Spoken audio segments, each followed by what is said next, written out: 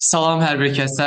Bugünkü videoda mən yəni aprel ayının 13-ü 9 siniflərə üzrə keçirilmiş buraxılış imtahanının suallarını izah edəcəm. İlk öncə bu videoda mən qayda hissəsini ətraflı izah edəcəm, hansı ki bizdə ə, 13-cü sualdan başlayacaq və mənim izah etdiyim variant C variantı olacaq. Yəni narahat olmayın, onsuz bütün variantlarda suallar eynidir, sadəcə olaraq sualların yerləri fərqlidir. Yəni bu da problem deyil. Gəlin 13-cü sualdan başlayaq, ətraflı bütün sualları izah edək. Exhibition səhra deməkdir. Desert burada şinyat deməkdir. Desire isə arzu məqsəd. A strong wish to have or to do something. Görürsünüz burada güclü arzu məqsəd. Ona görə olacaq desire. A sweet food eaten at the end of the meal. Yeməyin sonunda yeyilmiş şirin qida. O da olacaq dessert. Olacaq bəybəndi. A public show of art or other things. Bu da public ictimai, yəni göstəriş. O da olacaq exhibition sərgi. Cavab olacaq C, B, A variantlarımız olacaq. B bəndi. B bəndi burada doğrudur. Növbəti sual 14-ə baxırıq. 14-cü sualda vocabulary ilə bağlıdır. Which word means the person who is the head of a school?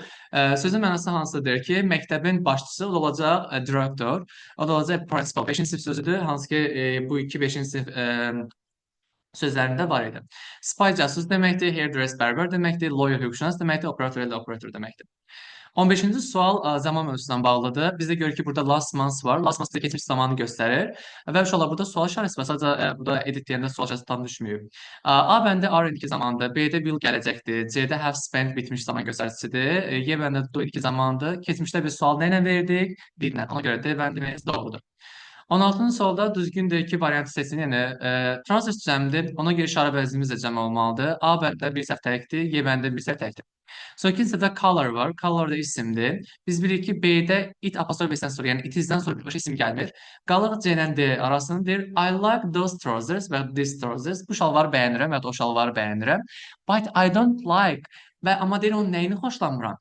Trousers cəm isimli deyil, their color olacaq. Trousers cəm isimli deyil, onu nə vəziləyəcəyin? Their-nə. Bunu mütləq yadda saxlamaq lazımdır. Cavab olacaq C bəndi. 17-də əks mənə olan sözləri istəyir. Deməli, bizdə enter daxil olmaq, visit ziyarət eləmək, begin başlamaq, start başlamaq, agree razılaşmaq, accept qəbul etmək, bu da razılaşma ola bilər. See görmək, hear eşitmək, answer cavab olacaq i bəndə. Forget unutmaq, remember xatırlamaq. 18-ci sual bizdə deməli bağlacı mövzusuna bağlıdır, conjunction. B bəndi səhvdir ki, both or ilə birləşməmiz yoxdur, both and olmalıydı. C bəndi səhvdir ki, not only but also olmalıydı. D bəndi səhvdir ki, either or olmalıydı. E bəndi səhvdir ki, neither nor olmalıydı. Ona görə qrammatik səhvlərinə cavabımız olacaq A bəndi. Neither the post office nor the bank was open. Deyir ki, nə post ofisi, nə də deyir ki, bank açıq deyildi. 19-cu sual subject and verb agreement-lə bağlıdır, yəni mübtəda xəbər uzlaşması ilə.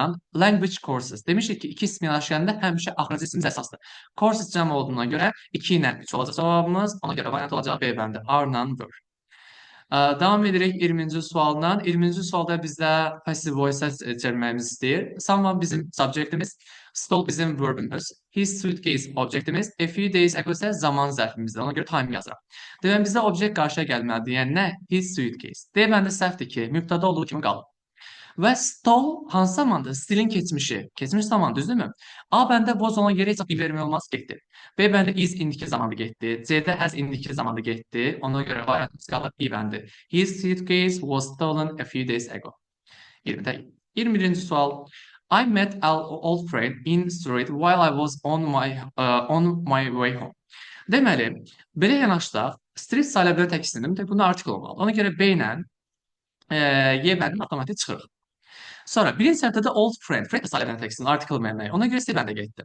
Və nə deyir? An old friend. Biz bir iki sayı, yəni birinci sözü tələffüz edirik. Əgər sayı səsinə başlayırsa, onda and veririk. Burada old deyəndə sayı səsinə başlayır, and veririk. I met an old friend in the street. Burada artikel olacaq. Ona görə, bir dəqiqə, masada nəsə donma var. Bu niyə donur? Bir dəqiqə. Aha, burada artikel olacaq. Ona görə variantımız olur D bəndi. 22-də Mike laid the bay as soon as he got home. Uşaqlar, bir dəqiqə gözüm mən Zarikanı ümid dəyişim, bateriyanı taxım. Demək 22-ci sualda bizdə Mike laid the bed as soon as he got home. Burada uşaqlar yatağın harasına uzana bilirik? Laid uzanmaq düzdürmü? Üzərinə. Ona görə də olacaq on the bed. Cavab olacaq E bəndə. Sonra 24-cü suala, 23-cü suala baxırıq. 23-cü suallar tag question-la bağlıdır. Biz bilirik ki, əgər bura deməli təsdiqsə cancel include olmalıdır. B bənim təsdiqli çıxırıq, getdi. Sonra have long legs. Biz bilirik ki, əgər have-dən sonra past-participle gəlirsə, onda köməkçi have olur. Amma burada görürsüz, have-dən sonra past-participle gəlmir. Deməli köməkçimiz nə olacaq? Do does-dan biri. Deməli, Y bəndə ona görə çıxır. Sonra bizdə uşaqlar baxın, burada deyirdən sonra have xəbər cəmdirsə, deməli burada deyir cəmdir, düzdürmü? Ona görə burada bunu nə əvəz edəcəyik? Z ilə. Z cavabımız hansıdır? D bədir. Sonra 24-cü sualda I think you too var bizdə. Haven't to deyilən şey yox, ingilisində getdi. Should-dan to işlənməz getdi. Will be able to olmalıdır, ona görə getdi. A bəndində də yenə won't be olmalıydı, getdi. Cavab qalacaq D bəndi. 25-ci sual hansı sinonimdir? Correct doğru, true doğru bir olar. Empty boş, crowded izdihamlı antonimdir. Different müxtəlif, same eyni antonimdir. Elegant attractive hər ikisi cəlbedici deməkdir. Cavab olacaq bir. Növbəti videolarda isə mən reading, listening və writing hissələrin hamısını izah edəcəm. Hər birinizə uğurlar.